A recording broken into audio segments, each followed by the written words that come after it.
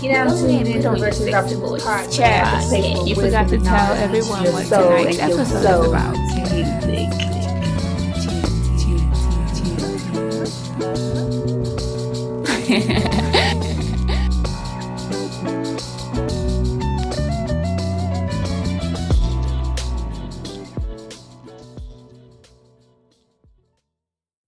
One of the first things that you mentioned when you got here today was that you ended up in New Orleans by traveling with a band. Yeah, I did. And then my dad went out there too. He was like working out there. Got it. Okay. So I was playing drums. I was like in a rock and roll band when I was young. Okay. And like we went on like a cross country tour.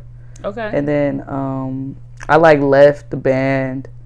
I left the band and like we were in like, honestly I pulled like I just was tired of the band. I kept fighting with everybody because I just was like, we were like different culturally. Okay. And I felt like that was like really like a big deal like to like me personally, because I was like, y'all move weird, like y'all don't move like me, and like y'all do things that ain't like me, and I'm just so different from y'all. Like like we in the streets, we not home anymore. Like we gotta be like a unit. Yeah. So I was just like, man, I'm done with this. So we were like in the middle of like, what's that one state starts with a W? Wisconsin or something? Nah, not Wisconsin. Wyoming. We was in Wyoming, of all places. We were like literally in the middle of nowhere, and I got mad, and I was like, I'm going home. And I hitchhiked from Wyoming all the way to I think I like got to like the border of California and Nevada.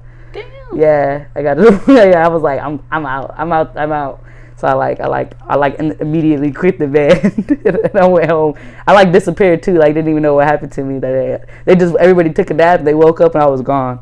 I just left. I was so mad. But I was like young, so stupid. I don't know how I got lucky to not have something happen to me. But I was out. My dad was like, man, like I was like telling him, I was like, I feel like I gave up, and I was like, that was my shot to like really do something. Like we was like 4 months in on tour.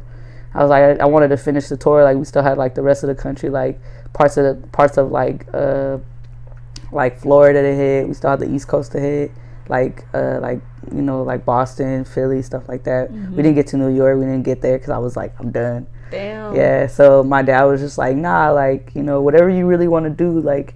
He's like, what do you really want to do? My dad was talking with me. I'm like, nah, I want to like really like level up. I'm like, these musicians aren't at my level, and I want to challenge myself. I really want to put myself in a position to where like, like I want to feel like people feel like they can't work with me because I ain't up to par. Right. I need to be challenged. Yeah. And so my dad, didn't feel like that. I didn't feel like that, and so like. I think they were like, yo, like, I think my bass player was like, you need to go to New Orleans. And I'm like, my dad was like, I got work out there. And I was like, well, let's go. So I was like, he just, he booked me a flight. He sent me out there, and then he came after to meet me. He came out there to meet, but he was already like working, like, his work was like cross country, Okay. So he was just like, yeah, like, wherever you go, I'll go with you. Whatever you want to do. That's He's like, so cool. Yeah, my dad, he had a lot of support for being that way. And I'm his only child, so yeah. So he's like, whatever you want to do. He's like, he just wanted me to see me be happy, Because I didn't grow up with my mom. My mom passed away when I was like 14. Wow. So he was always like, just like, like that was her thing. She's like, be happy, do your music, and that's what I did. I was happy and I did my music. Yeah. So yeah. That is beautiful. Yeah. Thank you for sharing that. Yeah, of course, that is of course. Cool. You gotta be like, thankful. Like sometimes I try to be very thankful and grateful for like.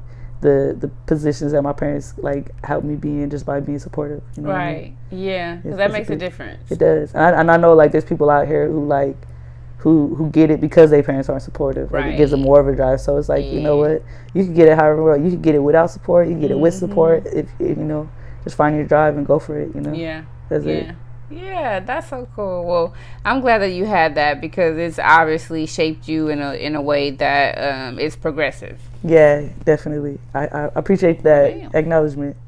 For sure. So you went to New Orleans. How long you stayed in New Orleans? I was out there for like 8 years. 8 years. Yeah. Okay. I actually like in between, like I would go like back to San Jose because I was like very like passionate about like not leaving my hometown. Like a lot of people, they would get big and just forget about San Jose if they left. Like that's like a known thing. Like people like even in like athleticism, like people come to LA or they go to another city and they start repping that other city, or people will like associate them with the other city, and then like a Bay Area loses another like image or another like person to kind of show narrative to the Bay. Right. So I've always been very passionate about like my community. So I always would like go back and do stuff like bring some sort of like, because like, you know, as I was progressing and learning more about the industry and getting more in like to the music side of the industry, like just musicianship side, like I would come back and like do shows. I was running shows from afar through like my movement, like Show Love Movement and Fortify Studio, which is like a network. What's the movement? Show Love Movement. It's SHWLUV.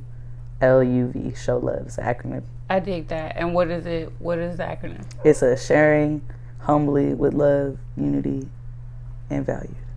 I dig that. Yeah. I think that's cool. That's cool. Because reading it, you would think that you're like saying it all together. Have people done that? It is. And how is it said all together? Show love. Okay, not like sure. Yeah. Some people try. Yeah, some people like kind of like what does it say? Like sure. But it's show. Yeah, it's show love. It's show love. That's tight. I dig that.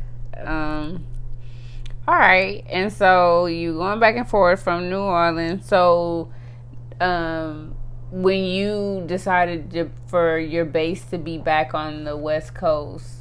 I actually came because I was living out there for like 8 years, and then my dad got sick. He had heart disease. Oh wow! Okay. So he was diagnosed when we was in New Orleans, and it's genetic. It was on my dad's It's genetic in my family too. Yeah, it's just it's just genes. So so he got that, and his father died from that. Okay. So like he got sick, and I was just like, you know what, Dad, like, you know, I think you need to like go home and like spend some time with your mom, because you know his mom, like I knew he was gonna pass before her. Okay. So I was like, like technically like with the disease he had, it's like he had like 5-6 years. Oh really? So was it like COPD, CHF? Yeah, something like that. It's like cardiovascular. Something like that. Oh, CHF? Something like that, yeah. I don't know the acronym. Congestive heart failure? Yeah, something like that, yeah. Okay. That's what it was. So I was like, you got like 5 years. That's what I'm reading up on it. And you know, like, he wasn't really like, you know, he just like a lot of comfort food. It was like, you're not going to change your diet. So it's like, it's going to make it go faster. Yeah. You know, you're not listening to the doctor. That's the killer. Yes, the killer. I was like, you know. With that kind of disease. You know, so it's just you really got to change your lifestyle. Yeah, so I told him like, you know, like, I told him like, you know, I think it's time like you go stay with your mom and just like spend some time with her. You know. In LA? No, she lives in San Jose. She lives in San Jose. Yeah, so I was like, you spend time with her in San Jose. And then like, I ended up just staying out there for like, you know, a little bit longer than I came back, because I just wanted to be close. Yeah. You know, like in case something happened. And then when I left, I actually got flown out to LA. You know, shout out to the EOTR and Viva Mezcal. He's like some Boyle Heights rapper. Okay. He's like a hip hop like conscious, like the boom bap. Okay. That's how he's like so, people under the stairs type of. Yeah. So I met him in Atlanta with his crew. Like he had like a label. Okay. And I met him and his artists in Atlanta, and then he was just like, so like, yo, like I'm younger than him, so he was just like, yo, you out here doing it, like you younger than me, like he's like, you got a manager? And I'm like, nah, like I'm managing myself. He's like, yo, you legit, like you look like you got a manager and you out here. And I'm like, wow. He was just like, wow. So I ended up getting a good connection with him, and then he flew me out here for a show. Okay. And I was just like, something in my heart was like, you know, I think it's my opportunity to just come out here. Yeah. So like he like gave me like a month. Okay. In advance, like, hey, you know, like shot me the money, and I like, you know, he shot me the money, he flew me out here. Yeah. So I ended up coming out, and I was like, you know what, I'm gonna just sell everything I got, and I'm gonna go back. I'm just go out there. Yeah. I'm gonna just like hit the streets and you know, make my way back to the Bay. Yeah. That's what I did. So I came out here in like 2018. Okay. The end of 2018, something like that, or the beginning of 2018, something like that. And how long you stayed? I probably stayed for like a month. Oh, okay. Like I had sold everything. I had like instruments and equipment back in New Orleans. Yeah. And I just got rid of it. Like whatever I had, I got like my house. I had a studio out there in New Orleans. Like, so I had like a year prior to that, like I had like gotten like my like broken into. So they took some stuff, but they didn't take everything. So whatever I had left, I just sold it. Okay. And then I just got the money from it, you know, stacked up a little bit of bread from the 3 jobs I was working. Okay. And then I was just like, I'm just going to go. I'm just going to just go with a backpack and a couple of things. I think I had a mic on me and like a couple of things I could sell. Yeah. So when I came out here, I was like, I put it on Let Go real quick and I would make money here. Just, you know, I was doing features and stuff. People were hiring me. People was giving me like $15, $20 to come through and do like a 30-minute set out here. So I was hustling. I was just going for it. Yeah. And I had like you just do that. Yeah. I do that. So yeah, like it was cool. Like it was hella cool. You know, shout out to everybody who showed me love. You know, there was an artist out here. He was like buying features and stuff. And so like CAC, if you see me with features with CAC, like man, he showed me love, and you know, like he was dope. We did music videos together. So there's some folks like they didn't go as far to do music videos. Or like I take whatever I could get. Yeah, you know, exactly. But you know, so that ended up going for like I ended up working with like this industry kid out here. Like his dad was like a famous musician. Okay. And so he was like, you know, like, hey, like if you work with me, you know, my dad will put us on. Yeah. And so I started working with him, but I was like, you know what, me and you ain't cut from the same cloth. You don't got the same grind as me. Like I can't really like I'm either gonna leave you behind or you're gonna feel you're gonna feel like blighted by it. And it's like I feel like you're gonna do some weird stuff. Like I can't trust you. Yeah. So like I just kind of just was like, you know what? Let me go ahead and go back to the Bay. I think I overstayed my welcome here right now. And so I went back, started hustling over there. I started doing shows. Okay. But, you know, and then like I think my dad got so sick because my mom got sick and she passed away from cirrhosis of the liver. My mom has she had a hepatitis C. Oh wow. Yeah, she caught it from like a blood transfusion in like the 80s. Damn. Yeah, I know, huh? I know, ain't that a bitch? So like I watched somebody get sick and I didn't realize how much like childhood trauma it was, like watching my dad get sick, it was gonna stir up emotions in me. And I got so like messed up. I was like, Dad, like, you know, like I started feeling like I was like trying to control his life. Yeah. And I was like, you know what, I feel like I'm not gonna let you enjoy the last of your life because I'm trying to control you and I'm not ready to let you go. Right. I was like, you know, like I think I need to go back to LA. You know, because I ended up like I was like living in my car, not because I had to, but just because like I was staying with him. Okay. And I was like, you know what, like I'm sleeping in the car because like I can't be in the house with you. Like it's emotionally taking such a toll on me, and like it's like you don't really want me to care for you. So it's like I feel helpless and I feel like I need to do something. I need to express myself. So I ended up coming back out here, working with Poetic Mogul, which is like a entertainment company agency out here in South Central. Okay. So it was you know still like starting up. So I was just like, you know what, I'm gonna go in and I'm gonna just go hard with that crew, and just like I did, and then we started doing shows and we started like we started like side collectives, little nonprofits together. So I just came out here and I just put all like that pain and hurt into working. So it was like 2019 and stuff like that. Okay. So I was just thugging it. Just out here. Yeah, you really been out here. Yeah. Like really out here. So but I want to learn about you're a musician, but you're multifaceted. So like you got to tell us like when you saying I'm doing shows or I'm doing features or I'm doing videos, like what are you doing? Yeah, literally everything. Yeah, like so like I have so much under my belt when it comes to like skill sets. Like I play like 11 different instruments. Okay. I'm technologically savvy. Like I can build websites. Okay. You know, so it's like I'm a nerd. You know, like I could be a videographer. I could be a photographer. Okay. I could be an editor. Okay. I'm into all of it. So I can tell you like this is how on my website and you could do it for me. Yeah, that's me. Yeah, that's me. So and it's like a lot of it comes from just me being like I'm autistic. I'm on the spectrum. Okay. So I have I'm keen with patterns. Okay. And I have like low key photographic memory. So so like there's like certain like just like my brain processes and hyper focuses on a level that most like neurotypical people can't do it. That feeds my like that gives me drive. You know what I'm saying? So Okay. so just like I'm just like into it. I'm just Well, like, it works oh, in yeah. your favor. It does. Yeah. It's almost like, you know, people with the fidget spinners. Yeah. That's how it feels. Okay. Yeah. So like it's kind of Interesting. get off on it a little bit. Okay. So and that ends up putting me in a position to be like an organizer, a manager. You know, and help. I'm great with numbers. Yeah. You know what I'm saying? So I'm great with like I know how to build contracts. I was like a contractor for people. I was a negotiator for. Yeah. So I was doing that for like managing other acts. So I used to manage from afar. I used to manage. I still manage them. Street Legends Brass Band. Okay.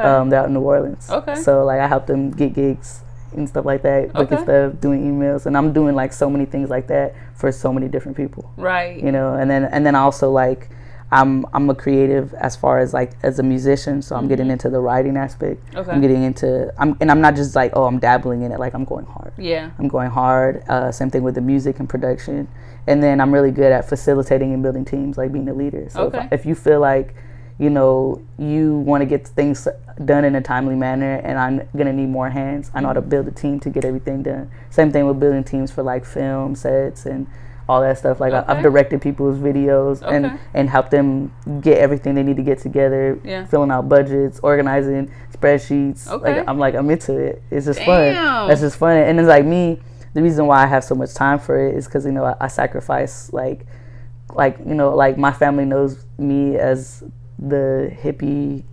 I'm the hippie relative that just travels and does music. Yeah. So it's like I'm not known as like a family oriented person in my family. They know me as the hippie traveler, weirdo.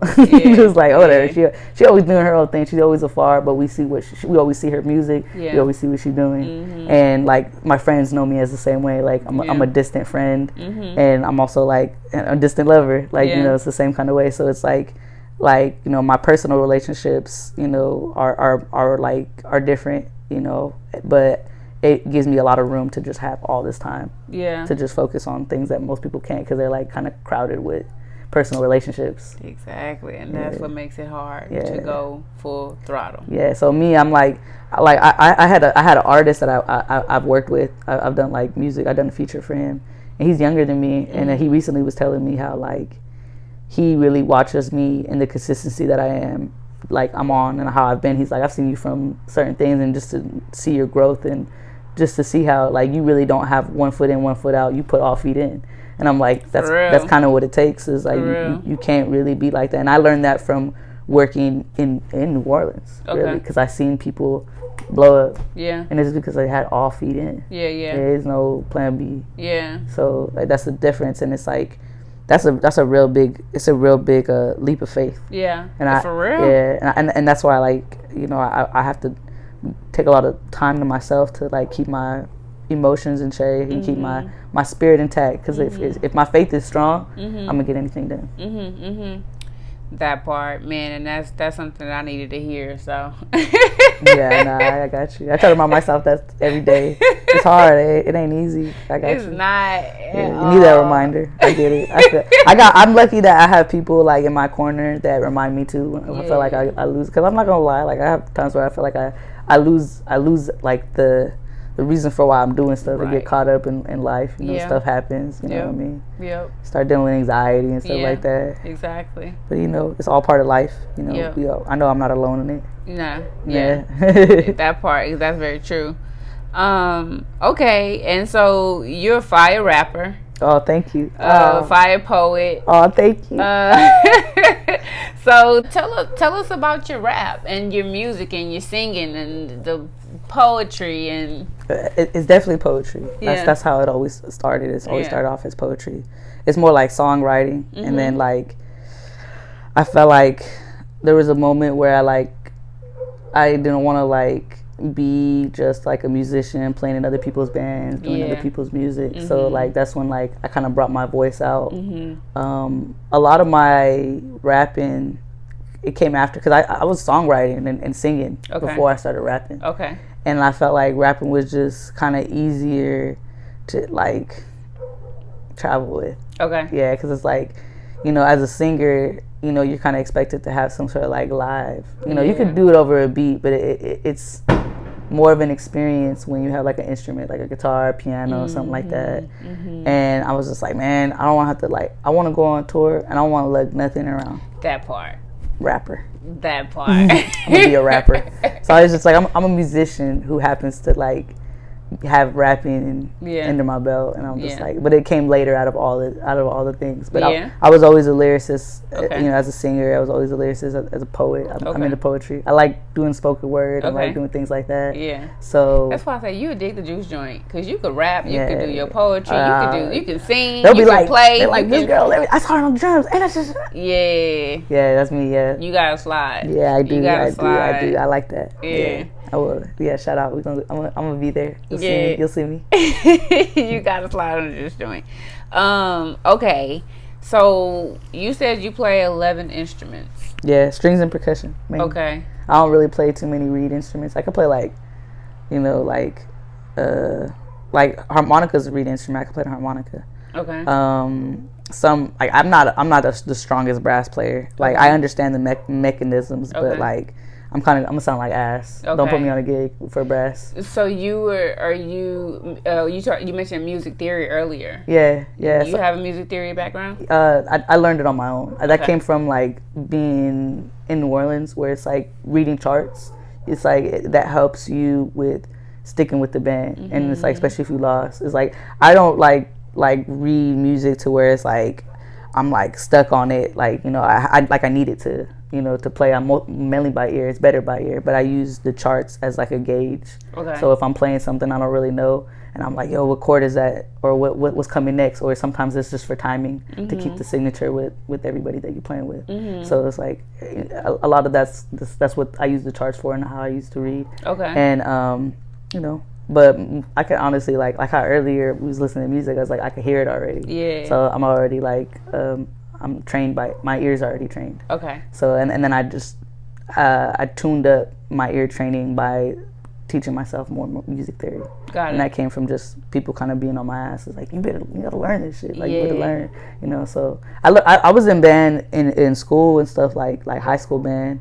Like I played the like I learned music theory in that way on the drum level. Okay. Like that was the first thing I learned how to do when I learned how to read music. Was in drums. Okay. But that's different than notes. So I learned, like, you know, everybody learns tabs and stuff when they're a kid. Like I was a little kid reading tabs and stuff, and I like learned how to correlate the tabs with the notes. Like, but I didn't dive into it until I really started like getting older and playing with music that's like, you know, like you have traditional type style music where like I don't know these songs at all. Like, you know, like I need some sort of gauge because I don't know what's coming next. Right. So, and then like, you know, but I always feel like my ears are like my biggest, like I rely on them the most. Yeah. That's what I do. Yeah, and that's cool. That's cool because clearly, you know, like you said, by you just listening to the song and the groove in the song, you know, you can play it. Yeah. What notes or chords? What did you hear? Can you recall? No, you have to listen to it again. Yeah, I don't. It's not like that. It's more like I know where everything's at on it already. Okay. So it'll take me longer to break to tell it versus doing it, playing it. Yeah. So it's like if I hear it, I'm just like, oh, it's this, boom, boom, boom. Because it's like I remember. It's like I know my instruments. Got it. So that's how it comes down to. You know my instruments. That's cool. And then like it's more like I could read something to give me a gauge on where I'm supposed to be on the board, where I'm supposed to be with the rhythm. Okay. Like I know what a shuffle kind of looks like on the drums on a reading. I was like, okay, so I got a shuffle coming up. Okay. Or it's like, okay, so this is, or time signatures. You know what I'm saying? Like you got 7/8, you got 3/4. It's like, so those are like little things that kind of help you gauge when you're playing with a band. But it's like I don't use it to. I mainly use my ears and you know, listening to other people play to help you really keep up. That's really what I'm on. And I feel like the greatest musicians, that's what they really on. Yeah. Hell yeah. Playing by ear. That's really what gets these places, playing by ear. Yeah, and I dig that. That's really cool. You know, I have a really I hold musicians and people like you and, you know, who know music theory and who know how to play by ear and, you know, just feeling it and things like that. I have a high admiration for you guys because it's just like, it's just so cool, you know, to be able to do that. And like you mentioned, you know, it's like you really have to be all in. Like you really have to be perfecting this. Like you really have to be practicing this. And, you know, and that's something that, like you mentioned, it's like other people are involved, you know, so you have to take yourself away from those people so that you can be all in and to perfect your craft, you know. So I think it takes a special person to do that. Yeah, it does. It does. I know it does. Like, it ain't easy. It come easy to men. Yeah, but women, it is different. That's why, like, you don't see a lot of women in the musician industry, you know, and then touring with a woman is different. Yeah. You know, like, I know for a fact, like, my tour life is hectic for me, especially when my time of the month comes. Right. I'm just like, man, I just want to lay down. Yes. Get the tour van. Right. Like, don't say nothing to me. Yeah. Yeah, it's rough. It's rough. But you know what? Like, I feel like I learned how to thug it out. You know, I learned how to just like, it's like, I know how I move. I know what's comfortable. I've put myself through experiences. I know what I like. I know what I don't like. That part. Yeah, and like part. That takes a certain type of individual. Like you got to be real with yourself. Yeah, that part. Be real with yourself, man. Like you don't have. If you choose to not be real with nobody else, as long as you are real with yourself and you real with God. Yeah. Like be real with God, because He already know you. You can be fake. I mean, like you're gonna be real eventually. You know, like why would you even do that, dude? Come on. Front, you know. Yeah.